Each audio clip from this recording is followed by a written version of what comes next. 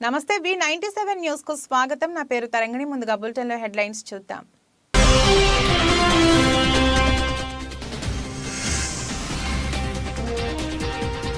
Central నైజీరియాలో కాల్పులు, 160 మంది మృతి.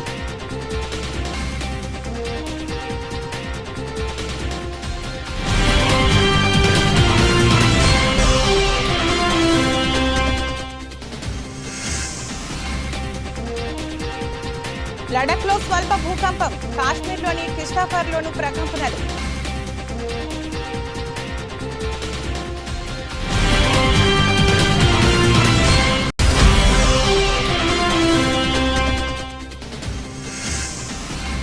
దేశంలో ఒక్కరోజే 628 కొత్త కేసులు, 4054 చేరిన మొత్తం యాక్టివ్ కేసులు.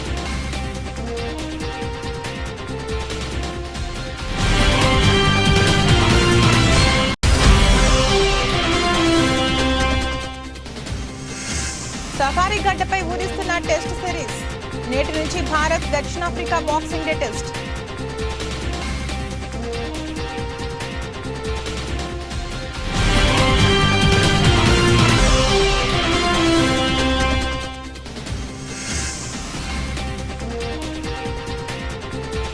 బిజినెస్ రివ్యూ 2023 ఇన్వెస్టర్లకు భారీ లాభాలను పంచిన చిన్న షేర్లు.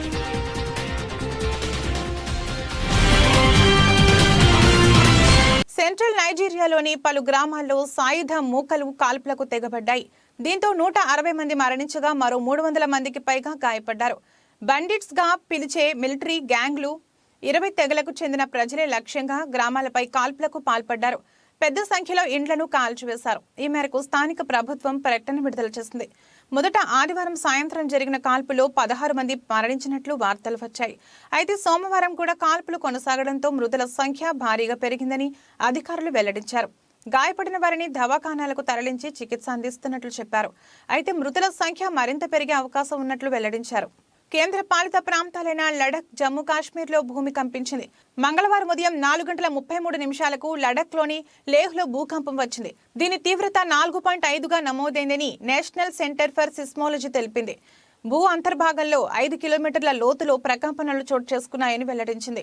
అదేవిధంగా జమ్మూ కాశ్మీర్లోని కిష్టాఫర్లోనూ భూమి స్వల్పంగా కంపించింది. మంగళవారం తెల్లవారుజామున 1:10 3.7 తీవ్రతతో భూకంపం వచ్చింది. ఇక్కడ కూడా 5 కిలోమీటర్ల లోతులోనే కదలికలు సంభవించాయని NCS తెలిపింది. కాగా భూకంపం రావడంతో ప్రజలు ఇండ్ల నుంచి రోడ్లపైకి పరుగులు తీశారు. అయితే భూకంపం వల్ల జరిగిన నష్టానికి సంబంధించిన సమాచారం ఇంకా తెలియరాలేదని అధికారులు వెల్లడించారు. దేశవ్యాప్తంగా కోవిడ్-19 ఉపరకం JN.1 కేసులు పెరుగుతున్నాయి. ఆదివారం వరకు దేశవ్యాప్తంగా ఈ తరహా కేసులు 63 నమోదయ్యాయి. ప్రజలు అప్రమత్తంగా ఉండాలని కేంద్రం, రాష్ట్రాల ప్రభుత్వాలు కోరాయి. దేశంలో సోమవారం 628 తాజా కరోనా కేసులు నమోదయ్యాయని, యాక్టివ్ కేసుల సంఖ్య 4054 చేరుకుందని కేంద్ర ఆరోగ్య శాఖ తెలిపింది. కరోనాతో కేరళలో ఒకరు చనిపోయారు. కొద్ది వారాలుగా కరోనా కేసుల్లో పెరుగుదల కనిపిస్తున్నది. అయితే దవాఖానాలో చేరి చికిత్స పొందుతున్న వారి సంఖ్య తక్కువగానే ఉంది. రాష్ట్రంలో కరోనా కేసులు పెరుగుతున్నాయి. సోమవారం 10 పాజిటివ్ కేసులు నమోదయ్యాయి. హైదరాబాద్ లో 9, కరీంనగర్ లో 1 కేసు నమోదైనట్లు వైద్యారోగ్య శాఖ బులెటిన్ విడుదల చేసింది. మొత్తం 989 మందికి కరోనా నిర్ధారణ పరీక్షలు నిర్వహించినట్లు తెలిపింది. దీంతో రాష్ట్రంలో యాక్టివ్ కేసుల సంఖ్య 55కు చేరిందని చెప్పింది. మరో 12 మంది రిపోర్టులు రావాల్సి ఉందని పేర్కొంది. ఆదివారం 8 కేసులు నమోదైనట్లు వివరించింది. భయపడాల్సిన అవసరం లేదని, అప్రమత్తంగా ఉంటే సరిపోతుందని సూచించింది. సమగ్ర శిక్షా ఉద్యోగుల సమస్యలు పరిష్కరించాలని తెలంగాణ సమగ్ర శిక్షా ఉద్యోగుల సంఘం సభ్యులు ఖానాపూర్ ఎమ్మెల్యే వెడ్మ బొజ్జు పటేల్ కు విన్నవించారు. ఆదిలాబాద్ జిల్లా కేంద్రంలో మంగళవారం ఉదయం 9 గంటలకు ఆయనను కలిసి వినతి పత్రం సమర్పించారు. ఉద్యోగులను క్రమబద్ధీకరించాలని కోరారు. సమాన పనికి సమాన వేతనం ఇవ్వాలని అన్నారు. ప్రస్తుతం కనీస వేతనం కల్పించి జీవిత బీమా 50 లక్షలు ఇవ్వాలని కోరారు. కాంగ్రెస్ ప్రభుత్వం ఎన్నికల ముందు ఇచ్చిన హామీని నెరవేర్చాలని అన్నారు. సానుకూలంగా స్పందించిన ఎమ్మెల్యే సమస్యలను సీఎం రేవంత్ రెడ్డి దృష్టికి తీసుకెళ్తానని హామీ ఇచ్చారు. రంగారెడ్డి జిల్లా పరిధిలోని మాదాపూర్ అడిషనల్ డీసీపీ నంద్యాల నరసింహారెడ్డి సోమవారం సమావేశం ఏర్పాటు చేశారు. పర్మిషన్ లో ప్లేస్ ప్రీవియస్ గా ఈవెంట్ చేసిన హిస్టరీని పరిశీలించి ఎక్సైజ్ పర్మిషన్, స్థల అనుమతి ఉంటేనే పర్మిషన్ ఇవ్వడం జరుగుతుందన్నారు. ఆన్లైన్ లో అప్లికేషన్స్ అందుబాటులో ఉంచామన్నారు. సన్బోర్న్ ఈవెంట్ పేరున పర్మిషన్ అప్లై చేసిన వారికి పర్మిషన్ రాకపోవడంతో ముందే బుక్ మై షోలో టికెట్స్ అమ్మడం జరిగిందన్నారు. వారిపైన మాదాపూర్ PS లో కేసు నమోదు చేశామన్నారు. ఎలా అప్లై చేసుకోవాలి అనే విధానాన్ని అందరికి వివరించాము మీ ద్వారా. కొందరు ముఖ్యంగా సన్బర్న్ వాళ్ళు ఈవెంట్ అప్లై చేసుకోకుండానే బుక్ మై షో ద్వారా వాళ్ళు టికెట్లు అమ్ముతున్నారు. సుమన్ సన్బర్గ్ అతని మీద కేసు రిజిస్టర్ చేశాము. బుక్ మై షో అతని నోడల్ ఆఫీసర్ ప్లస్ ఎండి మీద వారికి కూడా నోటీసులు ఇస్తున్నాము. ఎవరైనా టికెటెడ్ ఈవెంట్స్ చేస్తే వాళ్ళు ముందుగా పర్మిషన్ తీసుకున్న తర్వాతనే టికెట్స్ అమ్మాలి. ఒకవేళ అలా చేరినట్టయితే వాళ్ళపై చట్టపరమైన చర్యలు తీసుకుంటాము. ఆర్గనైజర్ మీద, ఈవెంట్ మేనేజర్ మీద, వాళ్ళందరి మీద కూడా కేసు బుక్ చేస్తాము. మేము పర్మిషన్ ఇచ్చే ముందు వాళ్ళ ప్లేసు, వాళ్ళు ఇంతకుముందు కండక్ట్ చేసిన ఈవెంట్, వాళ్ళ ప్రీవియస్ హిస్టరీ వాటినన్నింటినీ పరిశీలించి వాళ్ళకి పర్మిషన్ ఇస్తాము. మీ ద్వారా ఈవెంట్ ఆర్గనైజర్కి విజ్ఞప్తి చేయడం అనేది పోలీస్ ద్వారా పర్మిషన్ ఉంటేనే వాళ్ళు టికెట్లు అమ్మాలి. పోలీస్ ద్వారా పర్మిషన్ ఉంటేనే ఆర్గనైజ్ చేయాలి. అదర్వైజ్ వాళ్ళు చేయడానికి వీల్లేదు. చేస్తే చట్ట. మన సూపర్ 6 దెబ్బకి జగన్ కి దిమ్మ తిరిగింది. మనం చెప్పినట్టే మహిళలకు ఆర్టీసీలో ఉచిత ప్రయాణ సౌకర్యం కల్పిస్తాడంట. 5 ఏళ్లు ఇష్టం వచ్చినట్లు ఛార్జీలు పెంచేసి ఇప్పుడు ఉచితంగా ఇస్తాడంట. నిన్నెవరు నమ్ముతారయ్యా అని చంద్రబాబు ఎద్దేవా చేశారు. ఇప్పుడే అన్నాడు, మీరు చూశారు. నేను సూపర్ 6 ఇస్తే ఈ ముఖ్యమంత్రి అంటున్నాడు నేను కూడా ఉచిత ప్రయాణ సౌకర్యం మా ఆడబిడ్డలకు ఏర్పాటు చేస్తానని నేను హామీ ఇచ్చాను. ఇప్పుడు ఆయన ఓడిపోతాడని సర్వేలు వచ్చేసాయి. అందుకే నేను కూడా ఉచితంగా బస్సుల్లో ఆడబిడ్డలకు ప్రయాణ సౌకర్యం ఏర్పాటు చేస్తాను. బాగానే ఉంది. వాళ్ళ దగ్గర దోచుకున్న నిత్యావసర వస్తువుల ధరలు పెరుగుతాయి. ఎవడిస్తాడు ఆ డబ్బులు తిరిగి? కరెంటు ఛార్జీలు దోపిడీ చేశారు. ఎవరిస్తారు ఆ డబ్బులు తిరిగి? పన్నులు పెంచి విపరీతంగా చేశారు. ఎవరిస్తారు ఆ డబ్బులు? ఇసుకలో దందా చేశావు, ఆ డబ్బులు తిరిగి ఎవరిస్తారు? మద్యాన్ని అమ్ముకొని వాళ్ళ జీవితాలు నాశనం చేశావు. ఇవన్నీ క్షమించరాని నేరాలని చెప్పి కూడా నేను మీకు తెలియజేస్తున్నా. అందుకే నేను ఒక మాట అన్నాను, మార్చవలసింది ఎమ్మెల్యేలు కాదు, మార్చవలసింది ఎవరిని? పెనమలూరు నియోజకవర్గం ఉయ్యూరు మండలంలో రాజుపేట గ్రామంలో రాష్ట్ర బీజేపీ అధ్యక్షురాలు దగ్గుబాటి పురంధేశ్వరి వెంకటేశ్వరరాజు ఆధ్వర్యంలో బీజేపీ జెండా ఆవిష్కరించారు. అనంతరం మీడియాతో మాట్లాడుతూ ఈ రాష్ట్రంలో జనసేన పార్టీతో కేంద్ర అధిష్టానం మేరకు బీజేపీ పార్టీ పొత్తు ఉంటుందని అన్నారు. రాష్ట్రంలో వైసీపీ ప్రభుత్వ అరాచక పరిపాలనని రాష్ట్ర ప్రజల సమాధి చేసే అవకాశం ఉందని, కేంద్ర ప్రభుత్వం ఆంధ్ర రాష్ట్ర ప్రభుత్వానికి అభివృద్ధి కొరకు నిధులను సక్రమంగా అందించిన రాష్ట్ర ప్రభుత్వం నిధులను దుర్వినియోగం చేసి రాష్ట్ర అభివృద్ధి వెనుకబాటు పడటంలో ప్రథమ స్థానంలో ఉందని అన్నారు. కాకినాడ జిల్లా పెద్దాపురం బైబిల్ మిషన్ స్వర్ణ దేవాలయంలో reverend doctor G R Emmanuel Raj మరియు జాన్ మోజెస్ దాస్ల ఆధ్వర్యంలో గ్రాండ్ క్రిస్మస్ వేడుకలు ఘనంగా నిర్వహించారు. ఈ వేడుకకు ముఖ్య అతిథిగా ఆంధ్రప్రదేశ్ రాష్ట్ర తెలుగుదేశం పార్టీ మాజీ హోంమంత్రి మరియు పెద్దాపురం శాసనసభ్యులు నిమ్మకాయల చినరాజప్ప విచ్చేశారు. Merry Christmas, very happy Christmas. క్రీస్తు నేడు పుట్టెను, హల్లెలూయా. క్రీస్తు మన కొరకు పుట్టెను, హల్లెలూయా. క్రీస్తు పాపుల కొరకు పుట్టెను, hallelujah. Happy Christmas, merry Christmas, merry Christmas. Happy Christmas. సర్వశక్తిమంతుడైన దేవాతి దేవుడు అన్ని లోకములకు అవతల వంచబడినటువంటి మహనీయుడు, మహోన్నతుడు, ఆయన రూపమును, ఆయన తేజస్సును, ఆయన ప్రభావాన్ని తగ్గించుకుని మానవుల పాప పరిహార్థము కొరకు, మానవులను పరిశుద్ధులుగా చేయుట కొరకు 2023 సంవత్సరాల క్రితమే దేవలోకము నుండి భూలోకానికి వచ్చి నరుడుగా పుట్టిన ఈ పుట్టుక వేడికి క్రిస్మస్. ఆయనను ఆరాధించుట, క్రిస్మస్ అనగా ఆరాధించుట, క్రీస్తుని ఆరాధించుట. యావత్తు ప్రపంచమంతా ఈ క్రిస్మస్ వేడుకలలో పాల్గొని సంబరాలు చేసుకుంటూ అమరాని కంటేలాగా అనేకమైన సంతోష గానములతో, గీతాలతో ప్రభుని స్తుతిస్తూ ఆరాధిస్తున్న ఈ క్రిస్మస్ వేడుకను బట్టి మేము ఎంతో సంతోషిస్తున్నాము. స్వర్ణ దేవాలయం బైబిల్ మిషన్ వారు నిర్వహించిన ఈ గ్రాండ్ క్రిస్మస్ కు వచ్చిన మీ ಎಲ್ಲರಿಗೂ ప్రభు యొక్క కృప తోడే ఉండి నడిపించును గాక. ఆమేన్.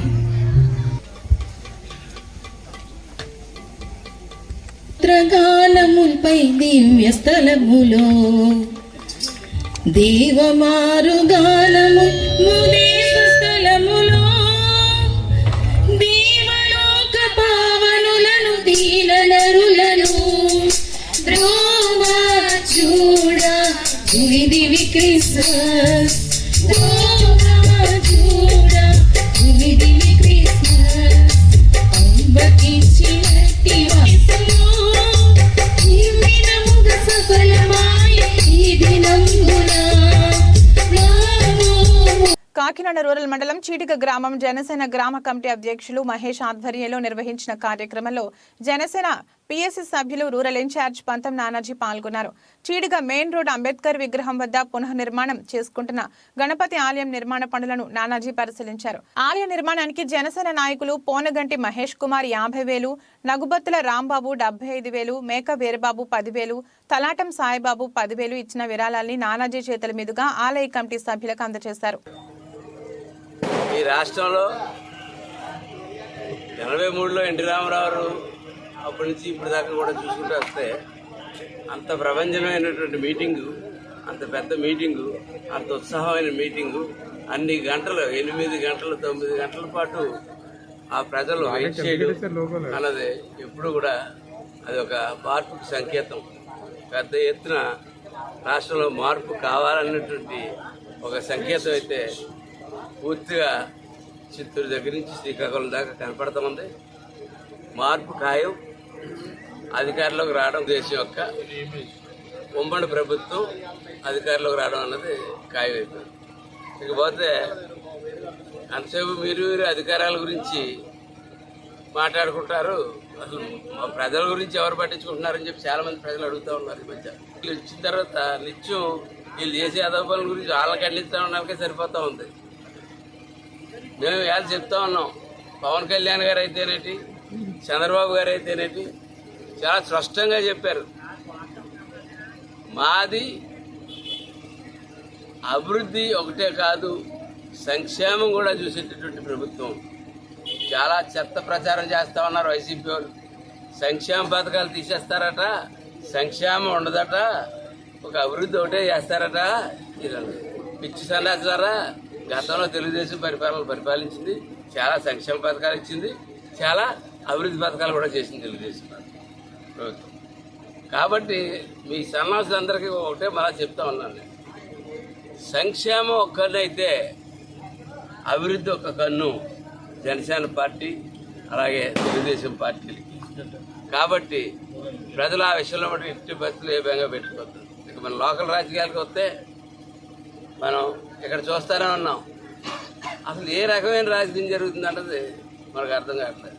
నిత్యం ఎలక్షన్ జరిగిన దగ్గర నుంచి ఈవేళ తిరిగి ఎలక్షన్ వచ్చేదాకా కార్యకర్తలను వేధించడం, నాయకులను వేధించడం, అట్టిపళ్ళు అమ్ముకునేవాడి దగ్గర నుంచి ఎక్కడో పెద్ద బిల్డర్ దగ్గర నుంచి ప్రతి ఒక్కరిని అసలు అట్టిపళ్ళు అమ్ముకునేవాడు, రోడ్డు పక్కన అట్టిపళ్ళు అమ్ముకునేవాడు ఏ పార్టీ అయితే నీకు ఎందుకు, ఆ అట్టిపళ్ళు అమ్ముకున్న వాడిని తీసుకుని ఇబ్బంది పెట్టి పరిస్థితి నీకు ఎందుకు వచ్చింది? ఇటువంటి చెత్త పరిస్థితులు చేయబట్టే చంద్రశేఖర్ రెడ్డి అయినా అవ్వచ్చు, కన్నబాబు అయినా అవ్వచ్చు, ఈ ఒక శని కింద ఆఫరించినటువంటి వీళ్ళిద్దరినీ కూడా ఈ జిల్లా నుంచి ఇక్కడి నుంచి ఖచ్చితంగా తరిమి కొట్టాలి. ఇవాళ చీడిలో చెప్తా ఉన్నాను, ఖచ్చితంగా ఎన్నికల సమయంలో కాంగ్రెస్ పార్టీ గెలుపుకు మద్దతు ఇచ్చి ఖమ్మం అసెంబ్లీ నియోజకవర్గంలో తుమ్మల గెలుపుకి కృషి చేసిన సిపిఐ ఎంఎల్ ప్రజాపంథ రాష్ట్ర కార్యదర్శి పోటు రంగారావు ప్రజాపంథ నాయకులకు కృతజ్ఞత తెలుపుతూ ఉదయం ఖమ్మం పట్టణం బైపాస్ రోడ్లోని సిపిఐ ఎంఎల్ ప్రజాపంథ కార్యాలయానికి వచ్చి ఈ కార్యక్రమంలో సాధు రమేష్ రెడ్డి, అశ్రీఫ్ గుప్తా, వెంకటేశ్వర్లు, చావా నారాయణరావు, బోయినపల్లి లక్ష్మణ్, పొట్ల వీరేంద్ర, జంగం భాస్కర్, కూల్ హోం ప్రసాద్, శెట్టి రంగారావు, బోడ శ్రావణ్, ఎంఎల్ పార్టీ నాయకులు ఇల్లందు మాజీ ఎమ్మెల్యే గుమ్మడి నరసయ్య, జిల్లా కార్యదర్శి బోకినపల్లి వెంకటేశ్వరరావు, రాయల చంద్రశేఖర్, గుర్రం అచ్చయ్య, జి రామయ్య, పి ఝాన్సీ, ఆవుల మంగతాయి, అశోక్ పాల్గొన్నారు.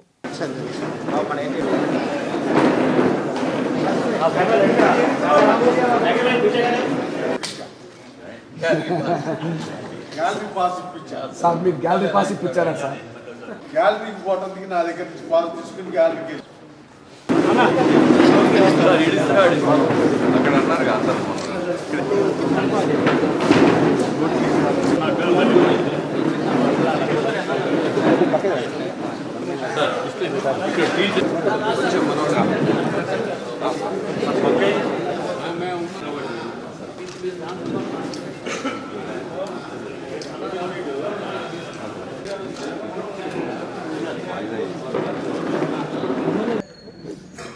కష్టపడుతున్నారో పోరాటం చేస్తున్నారో ఆ సమస్యల పరిష్కారం కోసం వాళ్ళ జీవితాలు మెరుగుపడటం కోసం వాళ్ళు కూడా కొండల్లో కోణంలో ఉంటున్నటువంటి ముఖ్యంగా గిరిజనులు అదేవిధంగా ఆ ప్రాంత మౌలిక వసతుల కల్పన కోసం పెద్ద ఎత్తున నాకు ఆ భగవంతుడు ఇచ్చిన శక్తి మేరకి ఆ రోజుల్లో బాటన్న అరుణక్క ముత్తయ్య కృష్ణ ప్రజాప్రతినిధి యొక్క సహకారంతో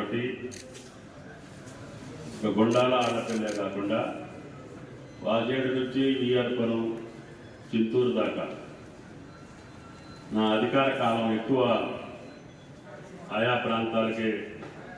ఎందుకంటే ఇక్కడ ఉన్నటువంటి మైదాన ప్రాంతంలో ఉన్నటువంటి వాళ్ళకి అధికారులు అందుబాటులో ఉంటారు, ప్రజాప్రతినిధులు అందుబాటులో ఉంటారు, వాళ్ళకి నోరు తెరిచి అడిగే శక్తి ఉంటుంది, ఏదో రకంగా వాళ్ళు చేయించుకోగలుగుతారు. కానీ వాళ్ళకి అడిగేటటువంటి అవకాశం లేదు. వాళ్ళ దగ్గరికి అధికార యంత్రాంగం కానీ ప్రజాప్రతినిధులు వెళ్ళే అవకాశం ఉండదు. కాబట్టి ఎక్కువ నేను అధికారులు నా ప్రాంతానికే తీసుకెళ్ళి వాళ్ళ కష్టాలు చూపించి వాళ్ళకి ఆ కష్టాలు తొలగేదానికి మౌలికంగా ఏం చేస్తే ఆ ప్రాంతాలకు అవకాశం ఉంటుందో విద్యా వైద్య సౌకర్యాలతో పాటు వాళ్ళ వ్యవసాయానికి నిమ్మవారు కానీ ఇంకోటి ఉండదా కాదు చెరువులు భీముని పాలెం వాడి పాపం గిరిజనులు నా దగ్గరికి నడుచుకుంటూ వచ్చే రోజులుండే. అటువంటి నాకు వీలైన కాడికి పరిష్కారం చేశాను. విద్యాపరంగా వైద్యపరంగా కూడా ముఖ్యంగా ఆ మండలాలకి వాజోడు కావచ్చు, చింతూరు, విఆర్పురం, కోనవరం ఆ రోజుల్లో ఉమ్మడి రాష్ట్రంలో ఉన్నటువంటి వాటికి ఎక్కువ సౌకర్యాలు కల్పించి జిల్లా ఎక్కువ భాగం కొండల్లో కోణంలో అటవీ ప్రాంతంలో ఉన్నటువంటి గిరిజన ప్రాంతం కాబట్టి వాటి మేలు కోసమే నేను పనిచేశాను. కాబట్టి నాకు ఆ సంతృప్తి ఉంది. మళ్ళీ మీ అందరి యొక్క సహకారంతో ఈ ప్రభుత్వంలో కూడా నాకు అవకాశం వచ్చింది. తప్పకుండా మిగిలిన పనులు చేసే శక్తి మీరు ఆ భగవంతుడు నాకు కల్పించాలని చెప్పి మిమ్మల్ని అందరినీ ప్రార్థిస్తూ తప్పకుండా మీ ఆలోచన విధానానికి అనుగుణంగానే మా పరిపాలన ఉంటుంది.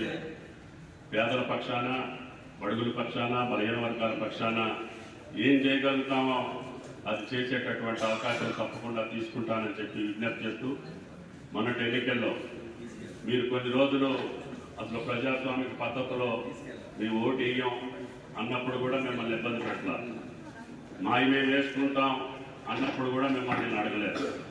కానీ మీరు ఇప్పుడున్నటువంటి పరిస్థితుల్లో ప్రజాస్వామిక పాలన కావాలని, స్వేచ్ఛాయుత పాలన కావాలని, ప్రజలందరికీ ఉపయోగపడేటటువంటి పాలన లేదు అని చెప్పి గత ప్రభుత్వాన్ని మనందరం కూడా ఆలోచన చేసిన తర్వాతనే మీరు ఆ నిర్ణయం తీసుకొని ఇదే హాల్లో నాకు ప్రకటించిన సందర్భం నేను ఎప్పటికీ మర్చిపోను. మెదక్ జిల్లా నర్సాపూర్ పట్టణంలో మాజీ ప్రధానమంత్రి భారతరత్న అటల్ బిహారీ వాజ్పేయి జయంతి ఉత్సవాలు. ఈ సందర్భంగా బీజేపీ రాష్ట్ర కార్యవర్గ సభ్యులు నర్సాపూర్ మున్సిపల్ చైర్మన్ మురళీధర్ యాదవ్ వారికి ఘనంగా నివాళులర్పించడం జరిగింది. ఈ కార్యక్రమంలో బీజేపీ రాష్ట్ర కౌన్సిల్ మెంబర్ నర్సాపూర్ కౌన్సిలర్ గోడ రాజేందర్, కౌన్సిలర్ భూజేష్ యాదవ్, జిల్లా ప్రధాన కార్యదర్శి కౌన్సిలర్ సురేష్ తదితరులు పాల్గొన్నారు. స్వర్గీయ అటల్ బిహారీ వాజ్పేయి గారి 99వ జయంతిని పురస్కరించుకొని ప్రజలకు సుపరిపాలన అందించాలనే లక్ష్యంతోనే ఇవాళ దేశమంతటా కూడా వాజ్పేయి గారి జయంత్యోత్సవాలు జరుపుకుంటారు. మహనీయుడు, నిస్వార్థపరుడు, సుపరిపాలన లక్ష్యంతో పనిచేసిన నాయకుడు, ఒక కమిట్మెంట్ ఉన్న నాయకుడిగా దేశ సేవలో పాల్గొన్న వాజ్పేయి గారి జయంతిని దేశవ్యాప్తంగా, ప్రపంచవ్యాప్తంగా జరుపుకోవడం చాలా సంతోషం. దాంట్లో భాగంగానే నర్సాపూర్ నియోజకవర్గంలో జరుపుకుంటున్నాం. ఇవాళ ఈ రాష్ట్రాన్ని, దేశాన్ని దశాబ్దాల పాటు పరిపాలించి ఎన్నో రకాలుగా ఇబ్బందులు చేసిన ఈ రాష్ట్రానికి నిజమైన స్వతంత్రం రావాలంటే అటల్ బిహారీ వాజ్పేయి గారు కలలుగన్న దేశంగా, సుపరిపాలన దేశంగా ఉండాలంటే ఇలా దానికి ధీటుగా దానికి సరైన నాయకత్వంలో మన నరేంద్ర మోడీ గారు ఈ దేశ పరిపాలన అందిస్తున్నారు. అలాగే రాష్ట్రాలలో కూడా ఈ పరిపాలనకు శ్రీకారం దిద్దాలని, అన్ని రకాలుగా దేశం రాష్ట్రం సుభిక్షంగా ఉండాలి, సుపరిపాలన ఉండాలని చెప్పి ఏ లక్ష్యమైతే కలలు కన్నాడో అటల్ బిహారీ వాజ్పేయి గారు, ఆ కలలకు నిదర్శనంగానే ఈరోజు భారతీయ జనతా పార్టీ కార్యకర్తల నాయకులు పనిచేస్తారు. దాంట్లో భాగంగానే ఇవాళ చాలా సంతోషం. స్వర్గీయ అటల్ బిహారీ గారి 99వ జయంతిని పురస్కరించుకొని ఘనంగా జరుపుకుంటున్నాం. కాబట్టి వాజ్పేయి గారు చిరకాల వాంఛను నిజం చేసే విధంగా ఇవాళ దేశం ముందుకు పోతుంది, రాష్ట్రం కూడా ముందుకు పోవాలని, ఆయన కలలు కన్న కళలన్నీ కూడా నిజం చేయాలని అందరం పనిచేద్దామని ఈ సందర్భంగా తెలియజేస్తున్నాం. వాజ్పేయి జన్మదినాన్ని కేంద్ర ప్రభుత్వం దేశవ్యాప్తంగా సుపరిపాలన దినోత్సవంగా ప్రకటించడం జరిగింది. సుపరిపాలన అనేది నైతికతకు సంబంధించింది. ఈ దేశంలో కూడా అట్టడుగు వర్గాల ప్రజలు, అంత్యోదయంలో అట్టడుగు వర్గాల ప్రజల కోసం అటల్ బిహారీ వాజ్పేయి గారు తన జీవితం అంతా కలలు కన్నారు. ఏదైతే అంతకుముందు వాజ్పేయి పరిపాలన కంటే ముందు ఈ దేశంలో కూడా అనేక పార్టీలు పరిపాలన చేసినాయి, కానీ వాజ్పేయి యొక్క పరిపాలన ఈ దేశంలో కూడా ఒక ప్రత్యేకమైనది. వాజ్పేయి గారు ఎప్పుడైతే ప్రధానమంత్రి అయ్యాడో అప్పటి నుంచే ఈ దేశంలో కూడా అభివృద్ధికి పునాదులు పడ్డాయి, నైతిక విలువలకు పునాదులు పడ్డాయి. కాబట్టి అటల్ బిహారీ వాజ్పేయి ఒక్క ఓటుతో ఓడిపోయినప్పుడు కూడా ఎక్కడ కూడా పార్టీలో ఎంపీలను కొనుగోలు చేయకుండా తను దిగిపోవడానికి సిద్ధమవుతూ నైతికతను చాటిన వ్యక్తి అటల్ బిహారీ వాజ్పేయి గారు. కాబట్టి ఆయన యొక్క జీవితాన్ని ఆదర్శంగా తీసుకొని ఈరోజు భారతీయ జనతా పార్టీ ఈ దేశంలో పట నరేంద్ర మోడీ గారి నాయకత్వాన్ని పరిపాలన కొనసాగిస్తుంది. కాబట్టి ఈ అటల్ బిహారీ వాజ్పేయి యొక్క జన్మదినం ఈ దేశ ప్రజలకు ఆదర్శం. ఆయన జీవితం అంతా ఈ దేశంలో ఉన్న రాజకీయ నాయకులకు ఆదర్శం, ప్రపంచంలో ఉన్న నాయకులు కూడా అటల్ బిహారీ వాజ్పేయి యొక్క రాజకీయ జీవితం ఆదర్శం. కాబట్టి భారతీయ జనతా పార్టీ కార్యకర్తలు అటల్ బిహారీ వాజ్పేయి జీవితాన్ని ఆదర్శంగా తీసుకుని ఈ దేశంలో కూడా పరిపాలన కొనసాగించడానికి ముందుకు పోతున్నారు. అనేకమైన చట్టాల్లో కూడా ఇప్పుడు కూడా ఏదైతే రోడ్లు అయితే ఉన్నాయో వాటిలో కూడా కానీ, ఏదైతే బలమైన పోఖరాన్ అనుభవం విషయంలో కానీ అటల్ బిహారీ వాజ్పేయి యొక్క ముద్ర ఉన్నది. కాబట్టి అది మరవలేనిది.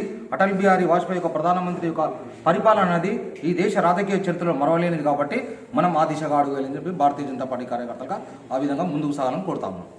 ఈ ఏడాది జరిగిన భారీ మార్కెట్ ర్యాలీలో ఇన్వెస్టర్లకు చిన్న షేర్లే గొప్ప రాబడుల్ని పంచాయి.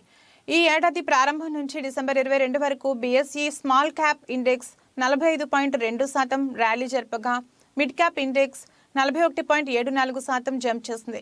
ఇదే సమయంలో బీఎస్ఈ ప్రధాన సూచి సెన్సెక్స్ 16.87% పెరిగింది.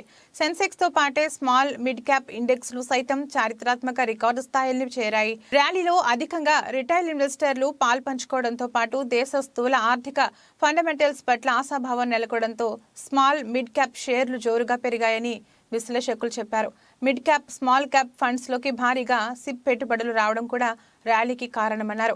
మొత్తంగా ఆర్థిక వ్యవస్థ అవుట్లుక్ బాగుంటే స్మాల్ మిడ్ క్యాప్ విభాగాలు ర్యాలీ స్పీడ్గా ఉంటుందని AUM capital national head Mukesh Kochhar వివరించారు. దక్షిణాఫ్రికా పర్యటనలో T20 సిరీస్ ను సమం చేసుకుని వన్డే సిరీస్ చేజిక్కించుకున్న టీమిండియా ఇప్పుడు అసలు సిసలు సమరానికి సమాయత్తమైంది.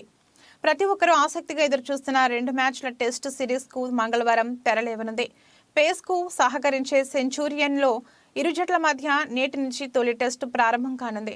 1992 నుంచి మొదలుకుని ఇప్పటి వరకు 31 ఏండ్లలో 8 సార్లు దక్షిణాఫ్రికాలో పర్యటించిన టీమిండియా ఒక్కసారి కూడా టెస్ట్ సిరీస్ గెలవలేకపోయింది.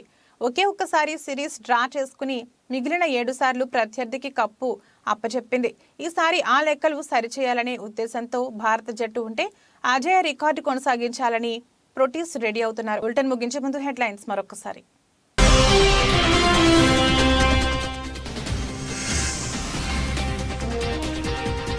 సెంట్రల్ నైజీరియాలో కాల్పులు, 160 మంది మృతి.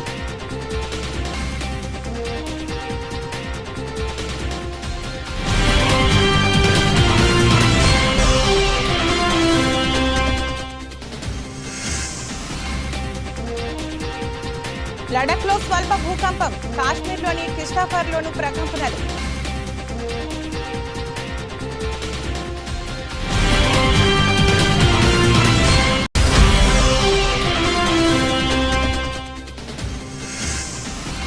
దేశంలో ఒక్కరోజే 628 కొత్త కేసులు, 4054కు చేరిన మొత్తం యాక్టివ్ కేసులు.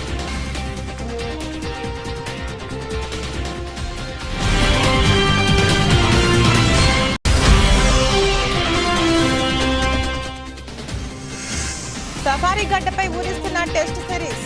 నేటి నుంచి భారత్ దక్షిణాఫ్రికా బాక్సింగ్ డే టెస్ట్.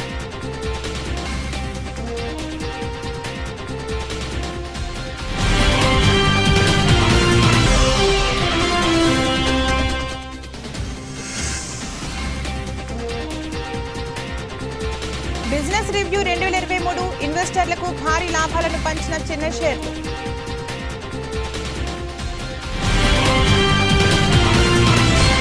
ఇదే రోజు బులెటిన్. మరో బులెటిన్లో మళ్ళీ కలుద్దాం. అంతవరకు సెలవు. నమస్కారం.